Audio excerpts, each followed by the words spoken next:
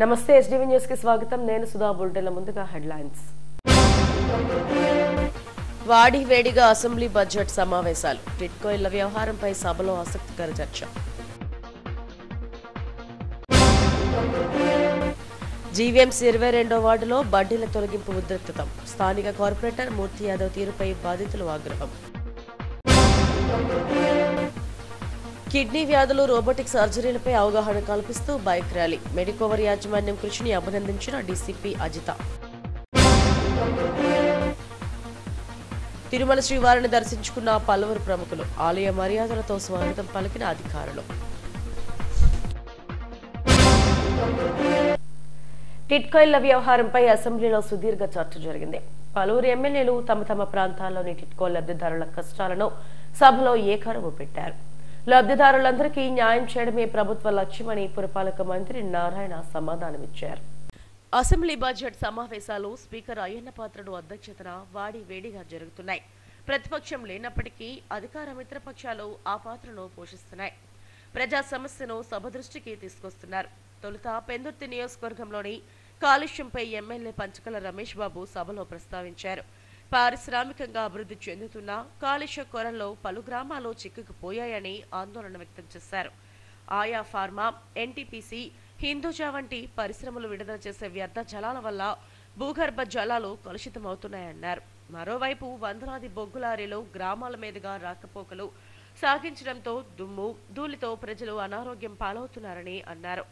ఈ సమస్య పరిష్కారానికి ప్రభుత్వం చొరవ తీసుకోవాలని కోరారు. అనంతరం టిడ్కో ఇళ్లపై లఘు చర్చను స్పీకర్ ఆహ్వానించారు.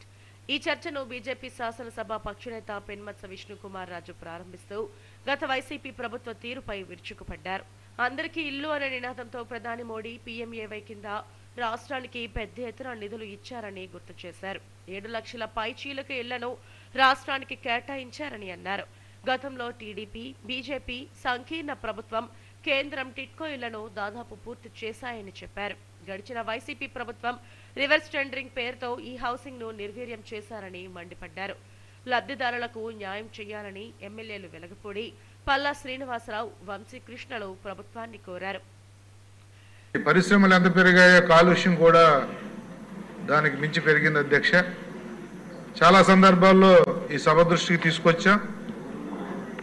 చాలా గ్రామాలు ఈ పరిశ్రమల మధ్యలో ఉండిపోవటం, ఈ కాలుష్యం బారిన పడిన వాళ్ళు తరలించమని కోరటం జరిగింది అధ్యక్ష. 2 గ్రామాలు అయితే మరి అర్థమైన పరిస్థితుల్లో ఉన్నాయి అధ్యక్ష. తాడి, మూల స్వయంభవరం.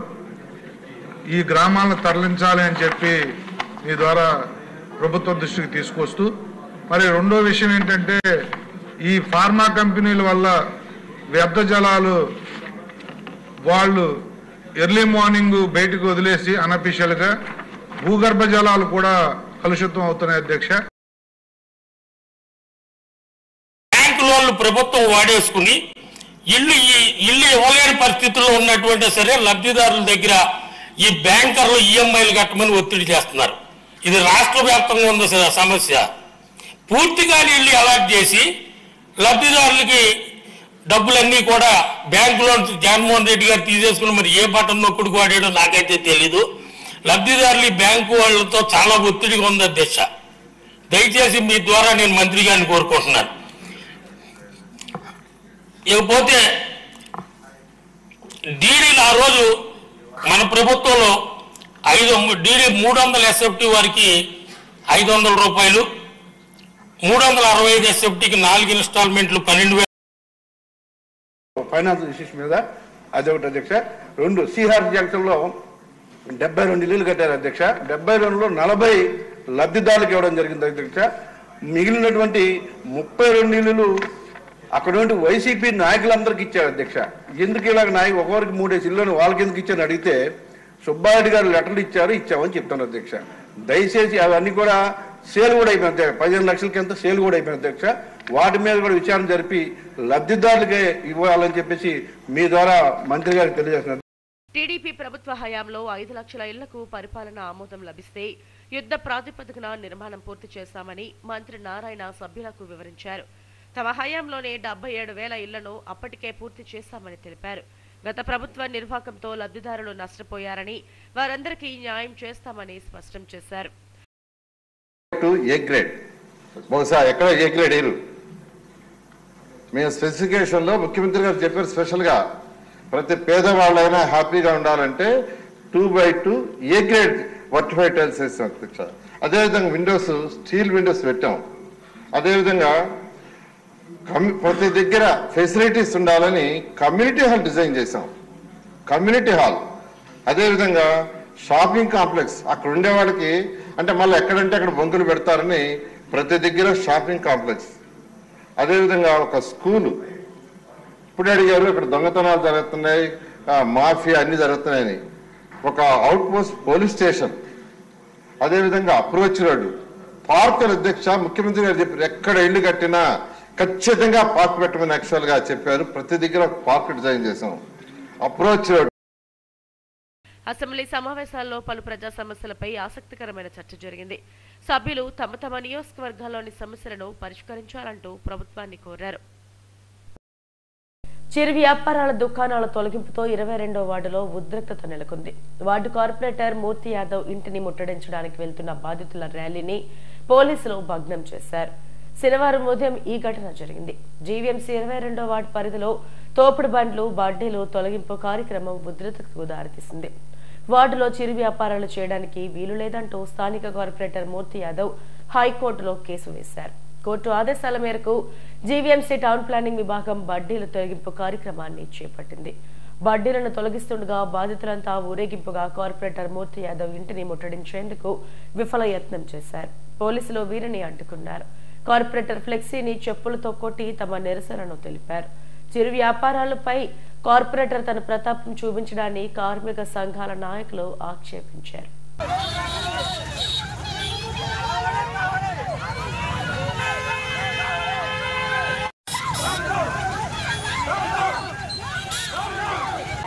ఎక్కడైనా సరే రోడ్డు మీద ప్రతి ఒక్కరు బ్రతుకుతున్న వాళ్ళందరినీ ఏమీ లేదు. మా వార్డులో 22 వార్డులో ఇది దౌర్జన్యం అనేది కరెక్ట్ కాదు. చాలా దౌర్జన్యం. ఈ రోజే కాదు, చాలా రోజుల నుంచి కూడా ప్రజల మీద దృష్టి పెట్టి ఇలాగా నానా అవస్థలు ప్రజలు పెడుతున్నారు. అది ఎంతవరకు సమంజసం అని చెప్పండి. ఎందుకంటే ఇది ప్రజల తాలూకా ప్రజలు, ఇది దాన్నే మీరు అంత దౌర్జన్యంగా చేసి ఎంత ఇచ్చేసి మీకు పొలిటికల్ ఇన్ఫ్లుయెన్స్ ఉన్నదని ఇలా ప్రజలను ఇబ్బంది పెట్టడం అది ఎంతవరకు మీరు చెప్పండి. మెడికవర్ హాస్పిటల్స్ లైఫ్ ఇన్ఫ్రా బృందం ఆధ్వర్యంలో కిడ్నీ వ్యాధులు, రోబోటిక్ సర్జరీలపై అవగాహన కలిగించేందుకు బైక్ ర్యాలీ నిర్వహించారు. ఈ ర్యాలీని జోన్ 1 డీసీపీ డాక్టర్ అజిత ప్రారంభించారు. కిడ్నీ వ్యాధుల పట్ల ప్రజల్లో అవగాహన పెంచేందుకు మెడికవర్ ఆసుపత్రి యాజమాన్యం చేస్తున్న కృషిని అభినందించారు. కిడ్నీ వ్యాధుల బారిన పడి ఎంతో మంది సతమతమవుతున్నారు. మరికొంతమంది మృత్యువాత పడుతున్నారు. రోబోటిక్ సర్జరీలపై చాలా మందిలో అవగాహన కల్పించాల్సిన అవసరం ఉంది. ఈ నేపథ్యంలో మెడికోవర్ హాస్పిటల్స్ లైఫ్ ఇన్ఫ్రా బృందంతో కలిసి అవేర్నెస్ బైక్ ర్యాలీ చేపట్టింది. విశాఖలో నిర్వహించిన ఈ ర్యాలీని జోన్ 1 డీసీపీ డాక్టర్ అజిత ప్రారంభించారు. 15 మంది బైకర్స్ 1400 కిలోమీటర్ల పాటు హైదరాబాద్ నుంచి విశాఖ తిరిగి హైదరాబాద్ వరకు ఈ ర్యాలీ చేపట్టనున్నారు. సినిమాల్లో చూసే బైకులు మన కళ్ళ ముందు కనబడుతూ 1400 కిలోమీటర్స్ మెగా రైడ్ చేస్తూ దట్టు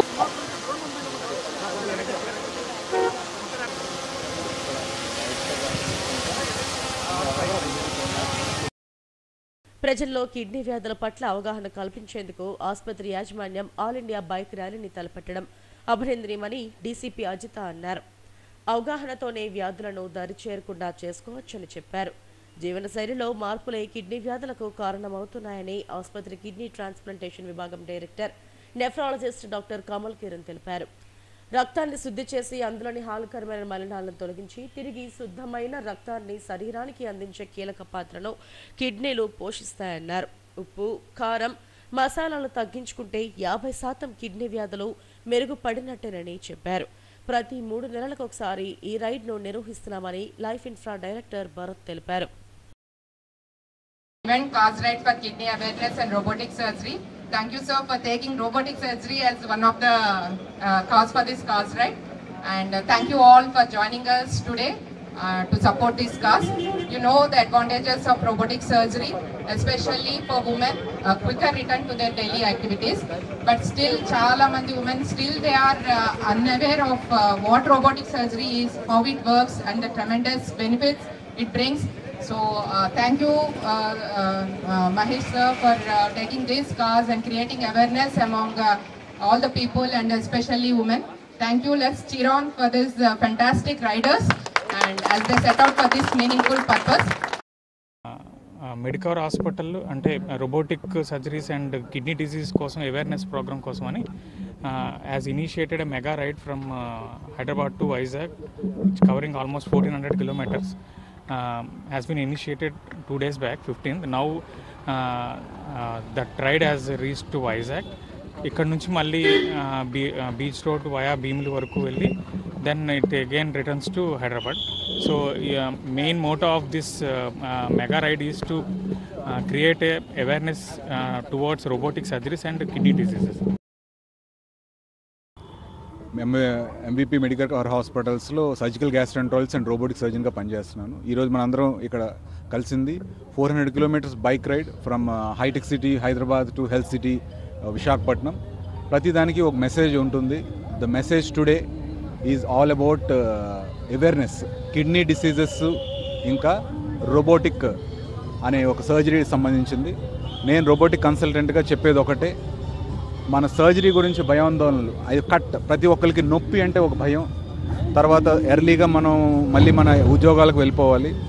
సో ఈ రెండు విషయాల్లో మనకి పెయిన్ వెరీ వెరీ తక్కువ. డాక్టర్ కమల్ కిరణ్, నేను కిడ్నీ ట్రాన్స్ప్లాంట్ ఫిజిషియన్. నేను ప్లస్ నా పెద్ద ప్యాషన్ ఏంటంటే బైక్ రైడింగ్. చాలా పెద్ద బైక్స్ ఇవి, 1800 cc బైక్లు ఇవి. సో వీటిని కంట్రోల్ చేయడమే అన్నది అంత ఈజీ కాదు. దానికి ఒక సుప్రీం ఫిట్నెస్ ఉండాలి. ఆ ఫిట్నెస్ అంటే ఏంటి, హెల్దీ లైఫ్ స్టైల్ ఉండాలి. హెల్దీ లైఫ్ స్టైల్ అంటే ఏంటి, నేను షుగరు బీపీ రాకుండా ట్రై చేయగలను, వచ్చినా కూడా వాటిని కంట్రోల్ చేసుకోగలను. సో హెల్త్ చూసుకోవడం చాలా చాలా ఇంపార్టెంట్ మనకి. సో కిడ్నీ అవేర్నెస్ రైడ్ అంటే ఏంటి, మనందరికీ 2 కిడ్నీలు ఉన్నాయి, అవి చాలా ఇంపార్టెంట్ మనకి. అవి లేకపోతే మనం బతకలేము. సో ఏది ప్రాబ్లం అవ్వకుండా చూసుకోవాలి. ఈ కార్యక్రమంలో మెడికవర్ లైఫ్ ఇన్ఫ్రా ప్రతినిధులు పద్మజ, వినీత్, శ్రీహరి, రాజీవ్ తదితరులు పాల్గొన్నారు. తిరుమల శ్రీవారిని పలువురు ప్రముఖులు దర్శించుకున్నారు.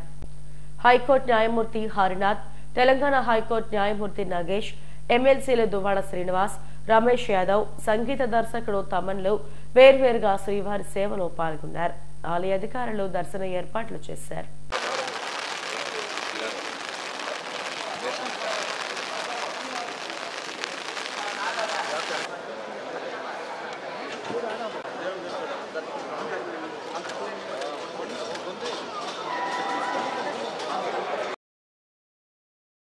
శబరిమలలో అయ్యప్ప మండల దీక్ష పూజలు ప్రారంభమైన సందర్భంగా 108 కలశాల పాలాభిషేకం ఊరేగింపు కన్నుల పండుగగా జరిగింది. అల్లిపురం సౌత్ జైల్ రోడ్లోని గురుస్వామి నీలాపు రమణారెడ్డి ఇంటి వద్ద శివరామకృష్ణ దేవాలయం వరకు ఈ ఊరేగింపు నిర్వహించారు. అయ్యప్ప నామస్మరణల మధ్య కలశ పూజ వైభవంగా జరిగింది. ఆలయ నిర్మాణదాత గ్రంథి రాజేష్, రమా దంపతుల ఆధ్వర్యంలో కేరళ సాంప్రదాయంలో ఈ కార్యక్రమం జరుగుతుందని రమణారెడ్డి తెలిపారు. ప్రతి ఏటా ఈ కార్యక్రమాన్ని నిర్వహించుకోవడం అయ్యప్ప సంకల్పంగా భావిస్తున్నామని తెలిపారు. ఈ కార్యక్రమంలో గురుస్వాములు డివిఎన్ మూర్తి, సుకుమార్ తదితరులు పాల్గొన్నారు.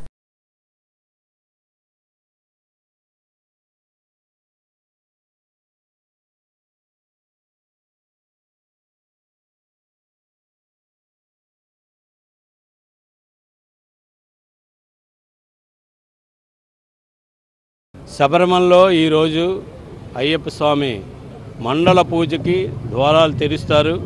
అలాగే ఇక్కడ శివరామకృష్ణ దేవాలయ ప్రాంగణంలో శ్రీధర్మశాస్త్ర ఆలయము, మన రమణారెడ్డి గురుస్వామి 38 సంవత్సరాలు బట్టి ఈ యొక్క కార్యక్రమం నిర్విఘ్నంగా నవంబర్ 16వ తారీఖునే ప్రతి సంవత్సరం కూడా ఈ కార్యక్రమం జరుగుతుంది.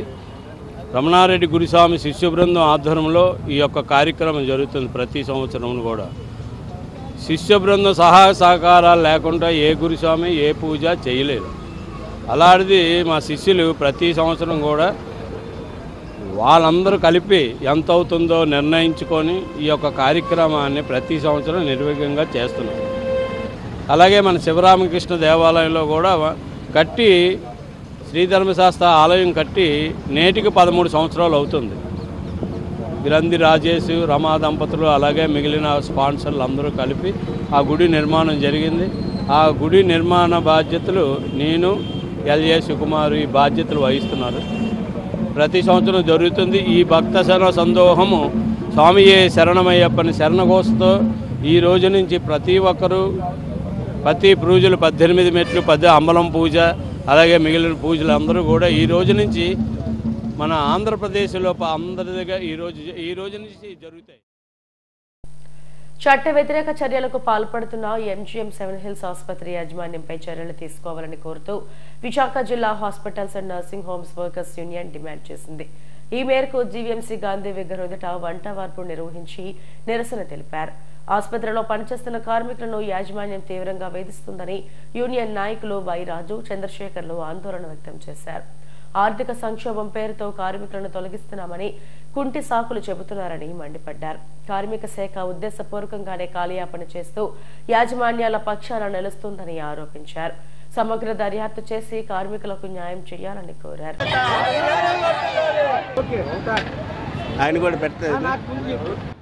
హెచ్ఆర్ డిపార్ట్మెంట్లో ఎవరైతే మేనేజర్ ఉన్నారో ఆ మేనేజరు మహిళా కార్మికుల పట్ల మర్యాదపూర్వకంగా మెలగాలని కోరుతూ ఇక్కడ వంట వార్పు కార్యక్రమం జరుగుతుంది. ఈ కార్యక్రమం 24 గంటలు కార్మికులు ఇక్కడ కూర్చొని నిరసన తెలియజేస్తారు. యాజమాన్యం ఈరోజు కార్మికులకి 38 మందికి కార్మికులకి నోటీస్ ఇవ్వడం జరిగింది. 30 సంవత్సరాలుగా పనిచేస్తున్న ఈ కార్మికులు, మంచి లాభాలతో నడిపించిన కార్మికులు, మొత్తం హాస్పిటల్లో ఉన్న స్టాఫ్ అందరూ కూడాను, ఆయాలు, వార్డ్ బాయ్లు, అలాగే స్వీపర్సు, సెక్యూరిటీ గార్డ్సు, అలాగే డాక్టర్సు, నర్సులు, వీళ్ళంతా కూడా కలిపి ఈరోజు లాభాలతో నడిపించారు. అన్ని డిపార్ట్మెంట్ వర్కర్ల మీద ఈరోజు యాజమాన్యం తన దుర్మార్గాన్ని ప్రదర్శిస్తుంది. అది సరైనది కాదు. ఎంజీఎం 7 హిల్స్ యాజమాన్యం ఇక్కడ ఎవరైతే హెచ్ఆర్ డిపార్ట్మెంట్లో ఉన్నారో మేనేజరు తన వైఖరి మార్చుకోవాలని సందర్భంగా తెలియజేస్తున్నాం. అలాగే తన వైఖరి మార్చుకోకపోతే ఖచ్చితంగా ఈ మధ్యకాలంలో మాల వేసుకోకూడదనేసి ఆయన చెప్పడం జరిగింది. చాలా దుర్మార్గం ఇది. ఎందుకంటే మాల వేసుకుంటే తప్పే ఉందని మేము సందర్భంగా అడుగుతున్నాం. అన్ని డిపార్ట్మెంట్లో మాలలు వేసుకున్నారు, స్వామి మాలలు వేసుకున్నారు. అటువంటిది మాలలు వేసుకోవద్దు, అలాగే బతం మార్చేసుకోండి అని చెప్పడం అనేది కూడా సరైనది కాదు. హెచ్ఆర్ డిపార్ట్మెంట్కి సీరియస్ అయిన వార్నింగ్ మేము ఇస్తున్నాం. ఈ సందర్భంగా ఇటువంటి చర్యలు తీసుకుంటే మట్టుకి ఖచ్చితంగా నీ యొక్క సంగతి తేల్చామని ఈ సందర్భంగా తెలియజేస్తున్నాం. కాబట్టి వెంటనే కార్మికులకు ఏదైతే నోటీసులు ఇచ్చారో అది వెంటనే వెనక్కి తీసుకోవాలి. అలాగే అక్రమంగా నిలిపివేసిన 15 రోజుల జీతాలు వెంటనే చెల్లించాలి. అలాగే రాజీనామా చేయించుకున్న పత్రాలు ఏవైతే ఉన్నాయో బలవంతంగా అవన్నీ కూడా తిరిగి ఇవ్వాలనేసి. పింఛన్ మా హక్కుగా రిటైర్డ్ ఉద్యోగులు ఉద్యమించాలని మాజీ ఎమ్మెల్సీ ఎంవీఎస్ శర్మ అన్నారు. ఆల్ ఇండియా పింఛనర్స్ రిటైర్డ్ పర్సన్స్ అసోసియేషన్ ఆధ్వర్యంలో జీవీఎంసీ గాంధీ విగ్రహం ఎదుట నిర్వహించిన ధర్నాలో ఆయన మాట్లాడారు. కార్పొరేట్లు నడిపే బ్యాంకుల్లో ఇన్సూరెన్స్ దోపిడీ తప్ప సంక్షేమం ఉండదన్నారు. చంద్రబాబుపై కోపంతో జగన్ గెలిపించారని, ఆయనపై కోపంతో మళ్లీ చంద్రబాబును గెలిపించారని, పవన్ కళ్యాణ్ వీరందరికీ వంత పాడుతున్నారని విమర్శించారు. వీరందరికీ అదానీ, అంబానీలు తప్ప పింఛన్దారులెవరూ కనిపించరని ఎద్దేవా చేశారు. పింఛనర్లు, కార్మికులు తమ హక్కుల కోసం పోరాడాలని పిలుపునిచ్చారు. ఈ కార్యక్రమంలో పింఛన్దారులు అధిక సంఖ్యలో పాల్గొన్నారు. All India coordination committee of EPF pensioners association విద్రోహ దినంగా ఈరోజు జరపమని పిలిపించారు. పెన్షన్ ఒక హక్కుగా ఉండే పరిస్థితి నుంచి పెన్షన్ని ఒక ముష్టిగా పరిగణించే స్థితికి ఈ ప్రభుత్వాలు దిగజార్చాయి. దీనివల్ల 200, 400, 600 పెన్షన్ తీసుకునే పరిస్థితి వచ్చింది. మొత్తం రాష్ట్ర ప్రభుత్వం ఏ ఆధారము లేని వాళ్ళకి ఇచ్చే సామాజిక పెన్షన్ల కన్నా కూడా తక్కువ వీళ్ళకి ఇస్తున్నారు. వీళ్ళ దగ్గర నుంచి తీసుకున్న మొత్తం వేల కోట్లలో ఉంది. కానీ వీళ్ళకి ఇచ్చే పెన్షన్ మాత్రం ముష్టి వేసినట్టు ప్రభుత్వాలు వేస్తున్నాయి. ఎన్నికల టైంలో ఇచ్చినటువంటి హామీ ఏమో కనీస పెన్షన్ని మేము పెంచుతాం, ఈపీఎఫ్ పెన్షన్ని పెంచుతాం, వాళ్ళందరికీ ఎలిజిబిలిటీ స్థాయిని పెంచుతాం అని రకరకాలుగా చెప్పి మోసం చేశారు. 3000 కనీస పెన్షన్ చేస్తామని హామీ ఇచ్చి 15 ఏళ్ళు అయింది. కానీ ఈ ప్రభుత్వం దాన్ని అమలు జరపకపోగా 300, 200 పెన్షన్తో వచ్చే వాళ్ళని కూడా అలాగే గాలికి వదిలేస్తుంది. వాళ్ళకి తెల్ల కార్డులు లేవు, ఆరోగ్యశ్రీ కార్డులు లేవు, మామూలుగా పేదలకు అందేటువంటి సామాజిక భద్రత ఏమీ లేదు. బతకాలో చావాలో తెలియని స్థితిలో లక్షల మంది ఈపీఎఫ్ పెన్షనర్లను నెట్టారు. అందుకని వీళ్ళంతా ఈరోజు ఆ పోరాటంలో ఉన్నారు. ఆ పోరాటానికి ప్రజానీకం అంతా మద్దతు తెలియజేయాలని చెప్పి నేను వారందరి తరఫున విజ్ఞప్తి చేస్తున్నాను. కె సుధాకర్ రావు, నేను ఏపీఆర్పీఐ రాష్ట్ర కార్యదర్శిని. ఏపీఆర్పీఐ అంటే all pension retired persons association. ఇది చాలా అన్యాయం. రాష్ట్రంలో వృద్ధులకి మామూలు ఇస్తున్నటువంటి పెన్షన్ కంటే కూడా ఇది చాలా తక్కువ. కాబట్టి ఈ పెన్షన్ పెంచాలని చెప్పి డిమాండ్ చేస్తున్నాం. అయితే కనీస పెన్షన్ 9,000 చేయాలని అడుగుతున్నాం. కానీ బీజేపీ వాళ్ళు అధికారంలో రాకముందు మేము అధికారంలోకి వస్తే 3,000 రూపాయలు డిఏ ఇస్తామని చెప్పారు. అలా చేసుంటే ఈ పాటికి 5-6 వేల రూపాయలు అయి ఉండేది. కానీ 11 సంవత్సరాలు జరుగుతున్నా సరే వాళ్ళు రూపాయి పెంచలేదు కదా పెన్షను. ఈ ధరలు విపరీతంగా పెరుగుతున్నాయి. ఈ మూమెంట్లో ఈ రైల్వేలో ఇస్తున్న కన్సెషన్ కూడా తీసేశారు. ఆ రకంగా ఈ ప్రభుత్వం పెట్టుబడిదారులకు అనుకూలంగా పనిచేస్తుంది, కానీ సామాన్యటువంటి కార్మికులు, దిగువ మధ్య తరగతి గురించి, పేదవాళ్ళ గురించి పనిచేయట్లేదు అనేది అర్థమవుతుంది. దీనికి వ్యతిరేకంగా మేము పార్లమెంట్లోని అడుగుతున్నారు కొందరు ఎంపీలు కేరళ, తమిళనాడు నుంచి. అలాగే మేము కూడా ధర్నాలు చేస్తున్నాం ఢిల్లీ వెళ్ళి, కానీ ప్రభుత్వంలో ఏం చలనం లేదు. కాబట్టి విశాఖపట్నంలో సుమారు 60,000 మంది మా పెన్షన్లు ఉన్నారు. కాబట్టి ఈ యొక్క పెన్షన్లో న్యాయం జరగాలని చెప్పి మేము ఉద్యమం చేస్తున్నాం. ఈ రోజున జరిగినటువంటి హర్యానా ఎన్నికల్లో కొంత పెన్షను పెంచుతూ మా ఈపీఎస్ 95 కూడా వాళ్ళు ఇచ్చారు. అలాగే అన్ని దగ్గర కూడా ఇవ్వాలని కోరుకుంటున్నాం. ప్రాణాలను పణంగా పెట్టైనా సరే స్టీల్ ప్లాంట్ ను కాపాడుకుంటామని ఏఎస్ఎఫ్ రాష్ట్ర అధ్యక్షుడు వి జాన్సన్ బాబు హెచ్చరించారు. ఏఎస్ఎఫ్ 32వ మహాసభల సందర్భంగా విద్యార్థులతో నగరంలో మహా ప్రదర్శన చేశారు. అనంతరం జీవీఎంసీ గాంధీ విగ్రహం ఎదుట ఏర్పాటు చేసిన భారీ బహిరంగ సభలో ఆయన మాట్లాడారు. ఉక్కును శైలిలో విలీనం చేయాలని ఆయన డిమాండ్ చేశారు. అలాగే విద్యార్థులకు చెల్లించాల్సిన ఫీజు రియంబర్మెంట్స్ 3,000 కోట్లకు పైగా పెండింగ్ లో ఉన్నాయన్నారు. తక్షణమే వాటిని విడుదల చేయాలని డిమాండ్ చేశారు. అధికారంలోకి రాగానే జీవో 77ను రద్దు చేస్తామని పాదయాత్రలో ఇచ్చిన హామీని మంత్రి లోకేష్ అమలు చేయాలని కోరారు. ఈ నెల 17 ఏయుటిఎల్ఎన్ హాల్లో జరిగే ప్రతినిధుల సమావేశంలో వీటినన్నిటిపైన చర్చించి భవిష్యత్ కార్యక్రమాలను రూపొందిస్తామని చెప్పారు. ఈ కార్యక్రమంలో జిల్లా నాయకులు కిరణ్, గ్రేస్, ప్రకాష్ అధిక సంఖ్యలో పాల్గొన్నారు. కూడా మమేకం చేసి పెద్ద ఎత్తున పోరాటాలకు సన్నద్ధమవుతాం. ఈ 2 రోజుల పాటు కూడా మరి ఈ జిల్లాలో ఉన్నటువంటి విద్యారంగ సమస్యలపైన కూడా చర్చించడం జరుగుతుంది. ప్రాథమికంగా విద్యార్థులకు అందాల్సినటువంటి మౌలిక సదుపాయాల్లో భాగంగా మరి హాస్టల్స్లో చదువుతున్నటువంటి విద్యార్థులకు కూడా కనీస మౌలిక సదుపాయాల కల్పన, అదేవిధంగా రాష్ట్రంలో ఉన్నటువంటి ప్రొఫెసర్ పోస్టులు ఖాళీగా ఉన్న యూనివర్సిటీలకు సంబంధించి వాటి గురించి, అదేవిధంగా టీచర్ పోస్టుల గురించి కూడా మాట్లాడాల్సినటువంటి అవసరం ఉంది. ఈ మహాసభలు 2 రోజుల పాటు చర్చించి పెద్ద ఎత్తున ఉద్యమాలకు శ్రీకారం చుడతాం.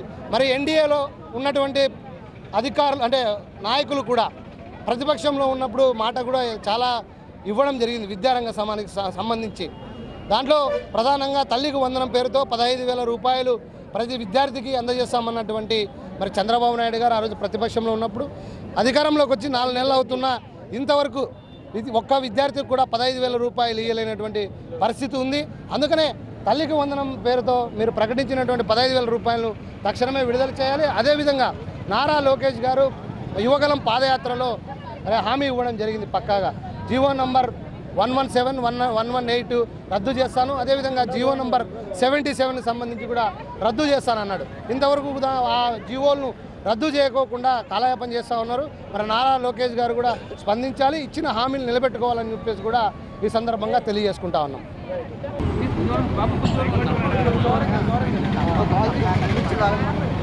ఓకేనా. Nagaraju, all India student federation AISF Visakha జిల్లా కార్యదర్శి.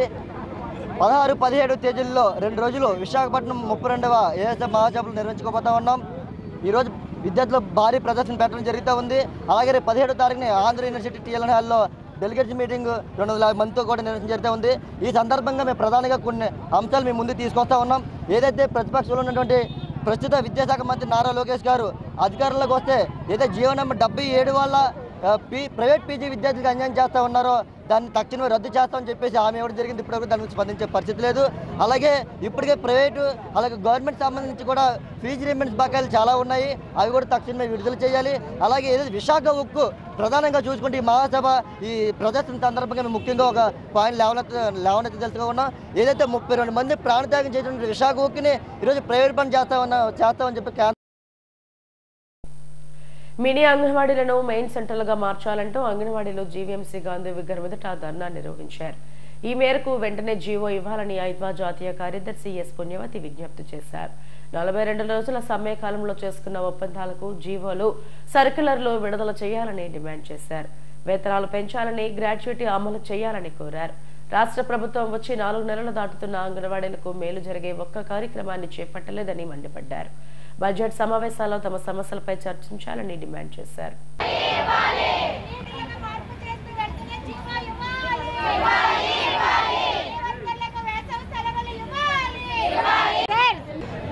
నాది కే నరసింహ, నా పేరు కే నరసింహ అండి. భీమిలి ప్రాజెక్ట్ అనంతపురం మండలం అండి. నేను మిరీ వర్కర్గా 15 సంవత్సరాలుగా పనిచేస్తున్నానండి. కానీ మాకు ఇచ్చేది మాత్రం ఆయా జీతమని, ఆయా పని టీచర్ పని 2 పనులు మేమే చేస్తున్నాము. కానీ మాకు ఇచ్చేది మాత్రం ఆయా జీతం ఇస్తున్నారు. మాకు ఇచ్చే 7,000 రూపాయల్లోని సెంటర్ నడపడం, ఈవెంట్లు చేయడం, రెంట్ ఉంటే ఇంకా రెంట్ కూడా మాకు తక్కువే ఇస్తున్నారు. మేము రెంట్లో 1000-1500 వేసి మేము ఇచ్చుకోవడం జరుగుతుంది. కానీ మినీ సెంటర్లు మెయిన్ సెంటర్లుగా మారుస్తాము అనేసి చెప్పడమే కానీ ఈ ప్రభుత్వం మరి గత ప్రభుత్వం నుంచి మినీ సెంటర్లు మెయిన్ సెంటర్లుగా మారుస్తాము, ఆయాలు ఇస్తామని జీవో ఇస్తామని అండమే కానీ ఇవ్వడం లేదండి. వెంటనే మినీ సెంటర్లన్నీ మెయిన్ సెంటర్లుగా మార్చి జీవో ఇచ్చి మినీ సెంటర్లకి ఈ ఆయాల్ని వెంటనే ప్రమోట్ చేయాలి. ప్రమోట్ చేసి మెయిన్ టీచర్లతో జీతం సమానంగా ఇవ్వాలి, అన్నీ కూడా వర్తించాలి. సూపర్వైజర్ పోస్టులు కూడా, గ్రేడ్ సూపర్వైజర్ పోస్టులు కూడా గతంలో మాకు ఇవ్వలేదండి. ఎగ్జామ్ మీరు అర్హత లేదు, మీరు మినీ వాళ్ళు కాబట్టి మీకు అర్హత లేదు, మీరు రాయొద్దని అని అన్నారండి. మాకు కూడా గ్రేడ్ సూపర్వైజర్ పోస్టులోని అర్హత కల్పించాలండి. Thank you.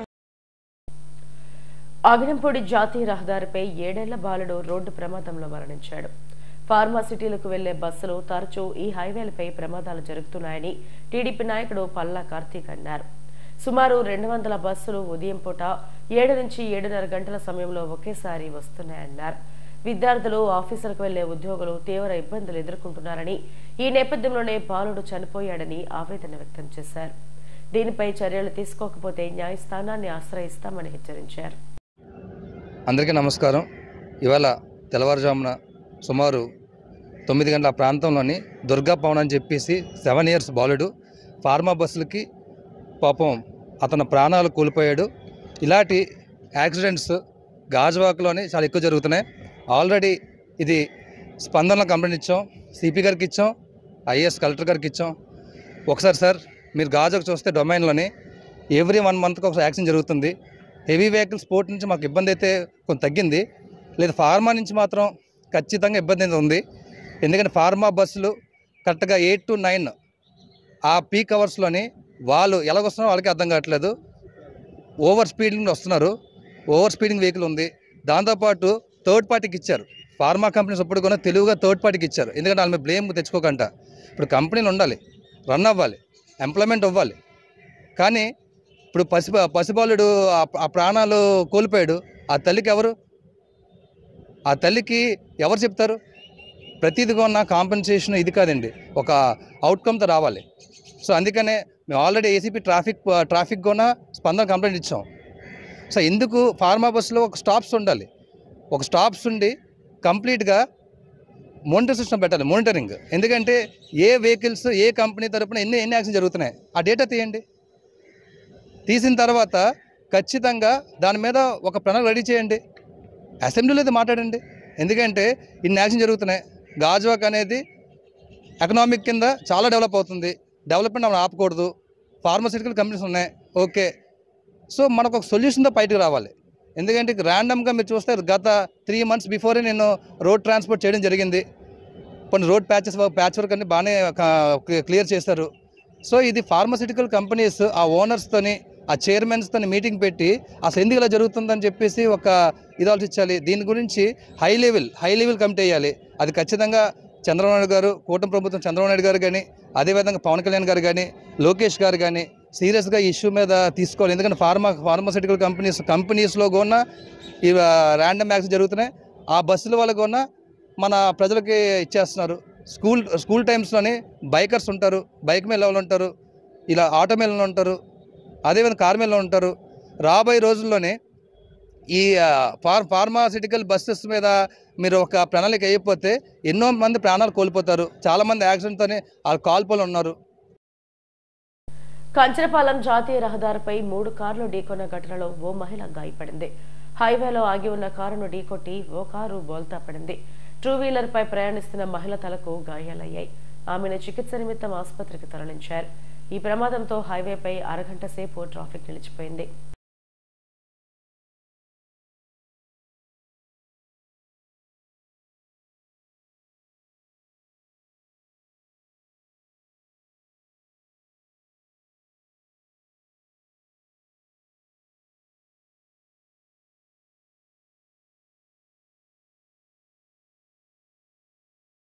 హెడ్లైన్స్ మరోసారి. వేడిగా అసెంబ్లీ బడ్జెట్ సమావేశాలు. టిడ్కో ఇళ్ల వ్యవహారంపై సభలో ఆసక్తికర చర్చ. జీవీఎంసీ 22వ వార్డులో బడ్డీల తొలగింపు ఉద్రిక్తతం. స్థానిక కార్పొరేటర్ మూర్తి యాదవ్ తీరుపై బాధితులు ఆగ్రహం. కిడ్నీ వ్యాధులు, రోబోటిక్ సర్జరీలపై అవగాహన కల్పిస్తూ బైక్ ర్యాలీ. మెడికోవర్ యాజమాన్యం కృషిని అభినందించిన డీసీపీ అజిత. తిరుమల శ్రీవారిని దర్శించుకున్న పలువురు ప్రముఖులు. ఆలయ మర్యాదలతో స్వాగతం పలికిన అధికారులు.